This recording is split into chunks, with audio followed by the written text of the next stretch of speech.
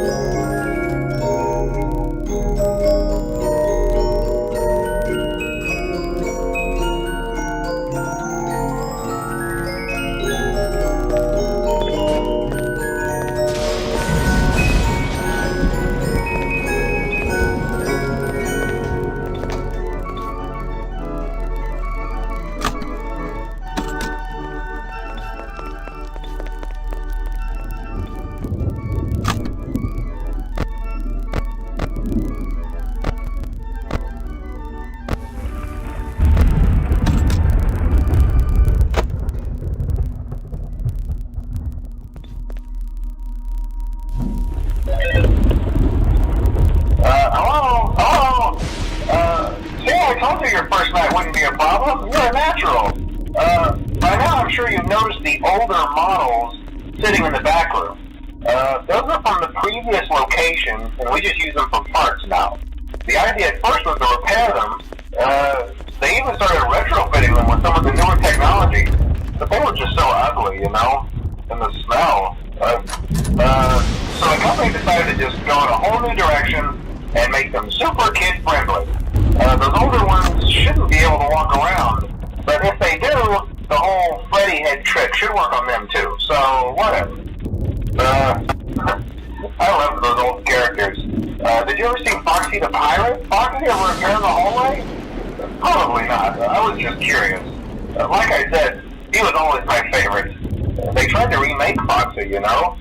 They thought the first one was too scary, so they redesigned him to be more kid-friendly and put him in Kids Cove to keep the toddlers entertained, you know.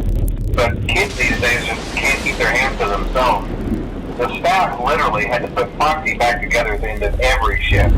Eventually they just stopped trying and left him as some kind of take-apart, put-back-together attraction. Now he's just a mess of parts. I think the employees refer to him as just the mangle. Oh hey, before I go, I wanted to ease your mind about any rumors you might have heard lately. You know how these local stories come and go and seldom mean anything.